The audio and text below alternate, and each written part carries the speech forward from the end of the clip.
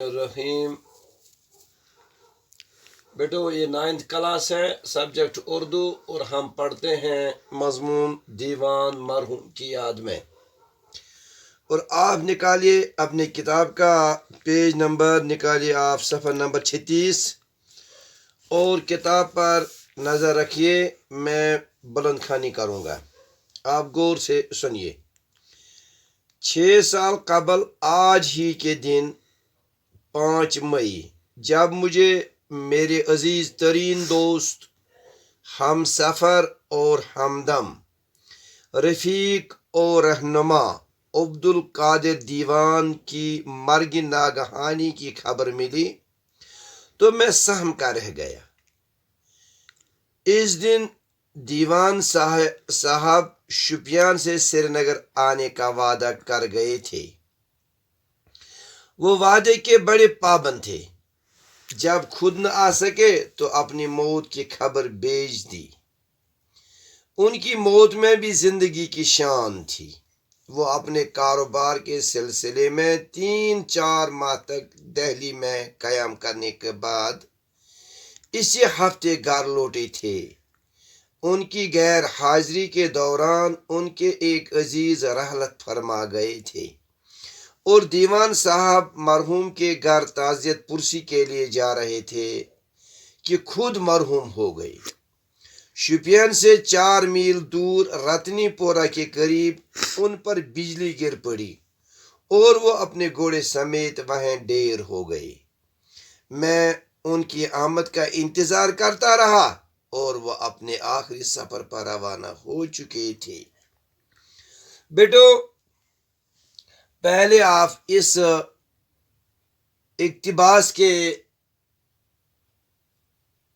مشکل الفاظ کے معنی دیکھیے۔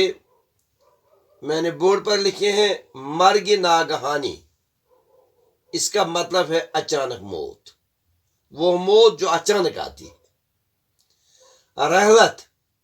رحلت کا مطلب ہے وفات۔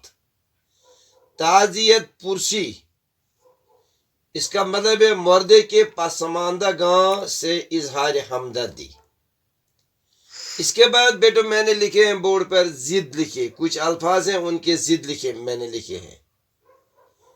لفظ ضد، قبل اس کا ضد ہے بعد، دوست اس کا ضد ہے دشمن، آنا اس کا ضد ہے جانا، موت اس کا ضد ہے زندگی، حاضر اس کا ضد ہے غیر حاضر، مرحوم اس کا ضد ہے زندہ، قریب اس کا ضد ہے دور۔ بیٹو اس کے بعد کچھ الفاظ ہیں، یہ واحد ہیں، ان کی جمع میں نے لکھے ہیں، اور کچھ جمع ہیں، یہ سب واحد ہیں، ان کے جمع میں نے لکھے ہیں۔ رفیق یہ واحد ہے، اس کا ضد ہے اور رفقا۔ خبر یہ واحد ہے، اس کا رفیق یہ واحد ہے، اس کا جمع ہے رفقا۔ خبر یہ واحد ہے، اس کا جمع ہے خبریں۔ صاحب یہ واحد ہے، اس کا جمع ہے صاحباں۔ بیٹو اس کے بعد کتاب پر دوبارہ نظر رکھیے۔ یہاں شمیم محمد شمیم صاحب کہتے ہیں کہ 6 سال قبل آج ہی کے دن یعنی 5 مئی جب میرے عزیز ترین دوست، یعنی جب میرے پیارے دوست، ہم سفر اور ہمدم کا مطلب ہے بہت پیارا، رفیق اور رہنما، رفیق کا مطلب بھی ہے پیارا، عبدالقادر دیوان کی مرگ ناگہانی کی خبر ملی تو میں سہم کا رہ گیا۔ یعنی جب میں نے آج ہی کے دن یعنی 5 مئی کو جب میں نے عبدالقادر دیوان کی اچانک موت کی خبر سنی، جب یہ خبر مجھے ملی تو میں سہم کے رہ گیا۔ اس دن دیوان صاحب شوپیان سے سری نگر آنے کا وعدہ کر گئے تھے، یعنی اس سے پہلے اسی دن کے لیے مرحوم نے عبدالقادر نے شمیم احمد کے ساتھ سری نگر آنے کا وعدہ، یعنی اس کے پاس سری نگر آنے کا وعدہ کیا تھا۔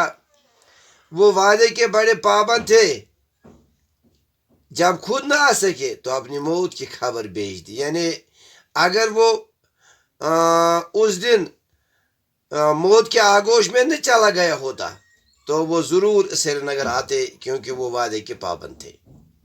ان کی موت میں بھی زندگی کی شان تھی، یعنی ان کی موت شاندار تھی.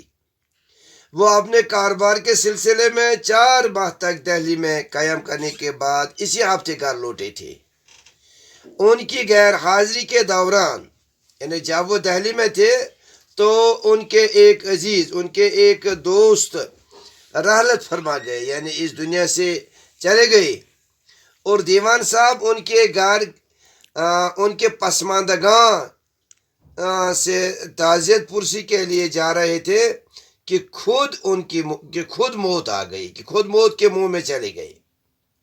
شپین سے 4 میل دور ردنی پورہ کے نزدیک ان پر بجلی گر پڑی.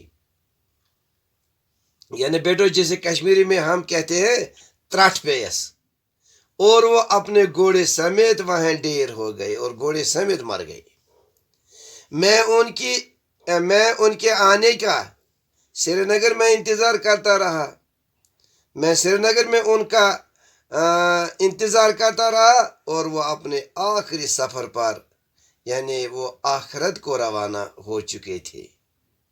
اللہ تعالیٰ ان کی مغفرت فرمائے. اس کے بعد ہم انشاءاللہ کل دوسرا پیراگراف پڑھیں گے. شکریہ بیٹو.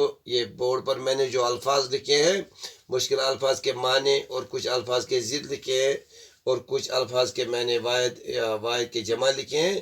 ان کو اپنے بورڈ پر کاپی پر صاف صاف لکھیے اور یاد کیجیے. شکریہ.